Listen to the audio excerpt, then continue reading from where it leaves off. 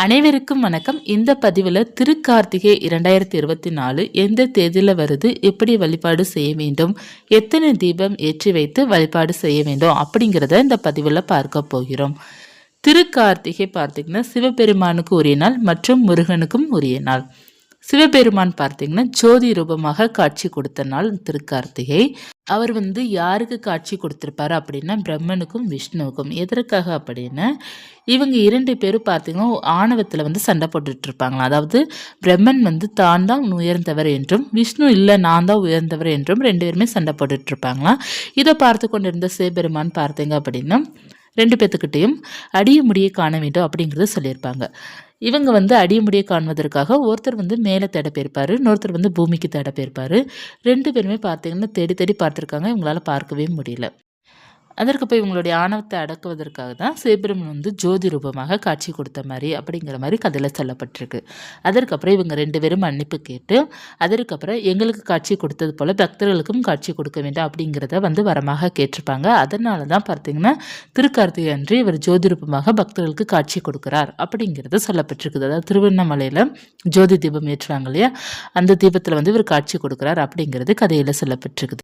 அடுத்து பார்த்தீங்கன்னா முருகனுக்கு உரிய நாள். எதற்காக அப்படின்னா சிவபெருமானுடைய நெற்றி கண்ணில் இருந்தால் முருகன் பிறந்திருப்பார் அப்படிங்கிறது உங்கள் எல்லாருக்குமே தெரியும். அதாவது நெற்றி கண்ணிலேருந்து தீபச்சுடராக 6 தீபச்சுடராக பார்த்தீங்கன்னா சரவண பொய்களில் சேர்ந்து 6 குழந்தையாக கார்த்திகை பெண்கள் வளர்த்துருக்குறாங்க அப்படிங்கிறது கதைகளில் இருக்கும். அந்த 6 கார்த்திகை பெண்கள் முருகனை ரொம்ப சீராட்டி வளர்த்ததுனால சிவபெருமான் கார்த்திகை பெண்களுக்கு வரம் கொடுத்திருப்பாங்க. இந்த பெண்களுக்காக உரிய மாதமாக இந்த கார்த்திகை மாதமும் முருகனை வளர்த்ததுனால இந்த கார்த்திகை நட்சத்திரம் போற்றப்படணும், அதாவது பெருமையாக சொல்லப்படணும் அப்படிங்கிறதுக்காக முருகனுக்கு உரிய நட்சத்திரமாக கிருத்திகை நட்சத்திரமும் இருக்கின்றது. அதாவது கார்த்திகை நட்சத்திரத்தை தான் நம்ம கிருத்திகை நட்சத்திரம் அப்படிங்கிறது சொல்லுவோம். அந்த கார்த்திகை பெண்களுக்கு பார்த்தீங்கன்னா நன்றி செலுத்தும் மாதிரி தான் இந்த திருக்கார்த்திகை நாள் இருக்கின்றது. திருக்கார்த்திகை அன்று நம்ம முருகப்பெருமானை மற்றும் சிவபெருமானை வழிபாடு செய்வது நமக்கு இருக்கிற இன்னல்கள் அனைத்துமே நீங்கும். அந்த கிருத்திகை அதாவது கார்த்திகை நட்சத்திரத்தை அன்று வழிபாடு செய்யும்போது அனைத்து வித பிரச்சனைகளும் நமக்கு தீரும். சிவபெருமானே வரம் கொடுத்ததாக அந்த கார்த்திகை பெண்களுக்கு கதைகளை சொல்லப்பட்டிருக்குது. அதனால தான் திருக்கார்த்திகை அன்று நம்ம சிவபெருமானை மற்றும் முருகனையும் நம்ம வழிபாடு செய்கிறோம், நட்சத்திரங்களுக்கும் நம்ம வழிபாடு செய்கிறோம். எத்தனை நம்ம தீபம் ஏற்றுவோம் அப்படின்னா நட்சத்திர கணக்குப்படி தான் நம்ம தீபமும் ஏற்றுவோம். இந்த திருக்கார்த்திகை அன்று யாரெல்லாம் பார்த்தீங்கன்னா சிவபெருமானை முருகப்பெருமானை வழிபாடு செய்கிறாங்களோ அவங்களுக்கு எல்லா சகல செல்வமும் நிச்சயமாக கிடைக்கும். திருக்கார்த்திகை அன்று மாலை நேரம் 6 மணிக்கு நம்ம விளக்கு வைக்க ஆரம்பிச்சிடணும். அதாவது ஜோதி அங்கே ஏற்றிய பிறகு, திருவண்ணாமலையில் ஜோதி ஏற்றிய பிறகு அவர் தரிசனம் கொடுத்த பிறகு நம்ம வீட்டில் ஏற்ற வேண்டும். அங்கே 6 மணிக்கு கரெக்டாக தரிசனம் கொடுத்து முடிச்சிருவாங்க. அதற்கப்புறம் நம்ம வீட்டில் 6 மணிக்கு விளக்கேற்ற வச்சிடணும். நம்ம லைவாக டிவியில் போடுவாங்க இல்லையா, அதை நம்ம பார்த்து முடிச்சுட்டு அப்படியே நம்ம வீட்டிலேயே பூஜை பண்ண ஆரம்பிக்கணும். முதல்ல திருவண்ணாமலையில் ஜோதி தான் காட்சி கொடுப்பாரு. அதற்கப்புறம் தான் நம்ம இல்லத்தில் விளக்கேற்றி வைக்க வேண்டும்.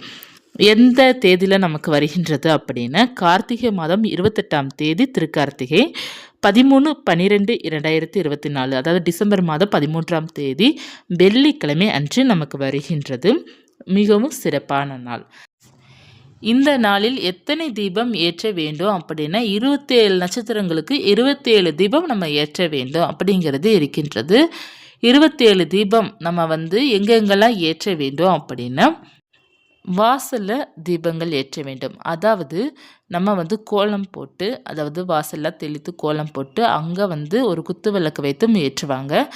அல்லது ஒரு 5 அகல் விளக்கு ஏற்றி வைத்துட்டு அதற்கப்புறம் கேட்டுக்கிட்ட, அதாவது வாசலில் 2 பக்கம், இந்த பக்கம் ஒரு விளக்கு அந்த பக்கம் ஒரு விளக்கு ஏற்றுவாங்க. அப்புறம் நிலை வாசலில், அதாவது நமக்கு மெயின் கதவு இருக்கும் பார்த்தீங்களா வீட்டில், அந்த கதவுக்கிட்ட 2 விளக்கு ஏற்றுவாங்க. அப்புறம் போத்திக்கோ இருக்குன்னா போத்திக்கோ சுற்றி நம்ம ஏற்றுவோம். அடுத்து பார்த்தீங்கன்னா பின்வாசல் இருந்தது அப்படின்னா பின்வாசலில் ஏற்றணும். அதற்கப்புறம் செடி வைத்திருக்கிறோம், துளசி செடி மற்ற நிறைய செடிகள் வைத்திருக்கோம் அப்படின்னா செடிக்கிட்ட ஒரு தீபம் ஏற்றணும். அடுத்து பார்த்தீங்கன்னா மொட்டை மாடியில் தீபம் ஏற்றணும். நீர் தொட்டி இருக்குது பார்த்தீங்கன்னா தொட்டிக்கிட்ட ஒரு தீபம் ஏற்றணும். அம்மி உரல் இந்த மாதிரி நம்ம வெளியே போட்டு வச்சுருப்போம் பார்த்தீங்களா நம்ம வாசல்கிட்ட, அங்கேயும் ஒரு தீபம் ஏற்றணும். வெளியில் பார்த்தீங்கன்னா நமக்கு எங்கெல்லாம் இடம் இருக்கின்றதோ நம்ம வீட்டை சுற்றி நம்ம ஏற்றிக்கொள்ளலாம். அதாவது ஃபுல்லாக காம்பவுண்டு சுற்றி போட்டு வச்சுருக்கீங்க, போத்திக்கோ சுற்றி ஒரு காம்பவுண்ட் போட்டு வச்சுருப்பாங்க பார்த்தீங்களா, அந்த மாதிரி இருந்தாலும் ஏற்றலாம். இல்லை முன்னாடி பார்த்தீங்கன்னா வாசலுக்கு அப்புறம் சின்ன காம்பவுண்டு மாதிரி தான் இருக்குது அப்படின்னா அதை சுற்றி நம்ம ஏற்றலாம். அதற்கப்புறம் பார்த்தீங்கன்னா ரொம்ப முக்கியமானது கிச்சனில் நம்ம ஏற்ற வேண்டும். சமையல் அறை, பூஜை அறை, அப்புறம் வந்து நம்ம தூங்குறதுக்கான அறைகள், பெட்ரூமில் ஏற்றலாம். மொத்தம் நம்ம 27 விளக்கு ஏற்றணும். நம்ம ஸ்டெப்ஸு நம்ம வந்து மொட்டை மாடிக்கு போகிற ஸ்டெப்ஸில் கூட நம்ம அழகாக ஏற்றி வைக்கலாம். நமக்கு எவ்வளோ தீபங்கள் வேண்டுமானாலும் ஏற்றலாம். குறைந்தபட்சம் 27 தீபம் அப்படிங்கிறது இருக்குது. குறைந்தது நம்ம 27 தீபம் கட்டாயமாக நட்சத்திரப்படியாக நம்ம ஏற்ற வேண்டும். அடுத்து அதிகமாக 50, 100 எவ்வளோ வேண்டுமானாலும் நம்ம ஏற்றலாம். வீடு முழுக்க தீபம் ஏற்ற ஏற்ற ஏற்ற ரொம்ப நல்லது தான். ஜோதி ரூபம் பார்த்திங்கன்னா ரொம்ப நல்லது. நம்ம வீட்டில் எந்த அளவுக்கு வந்து தீபம் ஏற்றுறோமோ அந்த அளவுக்கு நமக்கு விசேஷமாக இருக்கும் அப்படிங்கிறது ஐதீகமாக இருக்கின்றது. இந்த திருக்கார்த்திகை கணக்குப்படி பார்த்திங்கன்னா மொத்தம் 3 நாள் தீபம் ஏற்றுவாங்க. அதாவது பெரிய கார்த்திகை நம்ம அப்படிங்கிறது சொல்லுவோம். அதாவது திருக்கார்த்திகை வந்து நம்ம பெரிய கார்த்திகை அப்படிங்கிறது சொல்லுவோம். அதுதான் மெயின் நமக்கு. அதற்கு முதல் நாள் பார்த்திங்கன்னா பரணி தீபம் அப்படிங்கிறத சொல்லுவோம். அதாவது 13/12/2024 திருக்கார்த்திகைன்னா 12/12/2024 நமக்கு பார்த்திங்கன்னா பரணி நட்சத்திரம் வரும். பரணிக்காக நம்ம தீபம் ஏற்றுவோம். அதற்கப்புறம் பார்த்தோன்னா 12, 13, 14ஆம் தேதி 3வது நாள் நம்ம தீபம் ஏற்றுவோம். மொத்தம் 3 நாள் நம்ம தீபம் ஏற்றுவோம். அதில் பார்த்திங்கன்னா ஒரு சில பேர் பரணிக்கு தீபம் ஏற்றாமல் திருக்கார்த்திகை அதற்கு அடுத்த நாள் அப்படி 3 ஏற்றுவாங்க. அதாவது 13, 14, 15ஆம் தேதி வரை ஏற்றுவாங்க. ஒரு சில பேர் 12, 13, 14 ஏற்றுவாங்க. இந்த மாதிரி 3 நாள் ஏற்றுவாங்க. உங்களுக்கு எப்படி நீங்கள் ஏற்றுவீங்களோ அதே போல் ஏற்றிக்கோங்க. மெயின் வந்து திருக்கார்த்திகை தீபம் ஏற்றணும். முதல்லையும் அல்லது மறுநாளும் ஏற்றுவாங்க. அப்படி இல்லைன்னா திருக்கார்த்திகை ஆரம்பித்து அடுத்த 2 நாள் ஏற்றுவாங்க. அதனால் உங்களுக்கு எந்த பழக்கமோ அதேபடி நீங்கள் ஏற்றிக்கொள்ளலாம். பரணி தீபம் வந்து 12/12/2024 வியாழக்கிழமை, வெள்ளி, சனி இந்த 3 நாள் தீபம் ஏற்றுவது ரொம்ப சிறப்பாக இருக்கும். திருக்கார்த்திகை அன்று முருகப்பெருமானை எப்படி வழிபாடு செய்ய வேண்டும், சிவபெருமானை எப்படி வழிபாடு செய்ய வேண்டும் அப்படின்னா அவர்களுக்கு நம்ம தீபம் ஏற்றி வச்சுக்கிடணும். பூஜையெல்லாம் ஏற்றி வைத்துட்டு வில்வ இலையால் அலங்காரம் செய்ய வேண்டும். சிவபெருமானுக்கும் மற்றும் முருகனுக்கும் வில்வ இலையால் அலங்காரம் செய்து முருகனுக்கு விபூதியால் அர்ச்சனை பண்ணலாம். சிவபெருமானுக்கும் நம்ம விபூதியால் அர்ச்சனை பண்ணலாம். ஓம் நம சிவாய மந்திரத்தை நம்ம சொல்லலாம். திருக்கார்த்திகை அன்று முருகனுக்குரிய மந்திரம் பார்த்திங்க அப்படின்னா கார்த்திகேயா போற்றி அப்படிங்கிற நாமத்தை நம்ம சொல்லலாம். மற்றும் முருகனுடைய சஷ்டி கவசம்லாம் பாராயணம் பண்ணலாம். சிவபுராணம் படிக்கலாம். நெய்வேத்தியமாக பார்த்திங்கன்னா பொரி, கல்கண்டு, இந்த மாதிரி சர்க்கரை பொங்கல், பால் பாயசம் உங்களால் என்ன முடியுதோ அதை நெய்வேத்தியமாக வைத்துக்கொள்ளலாம். வைத்து வழிபாடு செய்யலாம். வெற்றிலை பாக்கு, வாழைப்பழம் வைத்து வழிபாடு செய்ய வேண்டும். ரொம்ப எளிமையான வழிபாடு தான். ஆனால் ரொம்ப நல்ல பலன் உங்களுக்கு இந்த நாள் என்று வழிபாடு செய்யும்போது கிடைக்கும். மாவிலை தோரணை கட்டிக்கோங்க. நிலைவாசலில் மாவிலை தோரணை கட்டுவது மிகவும் சிறப்பானதாக இருக்கும்.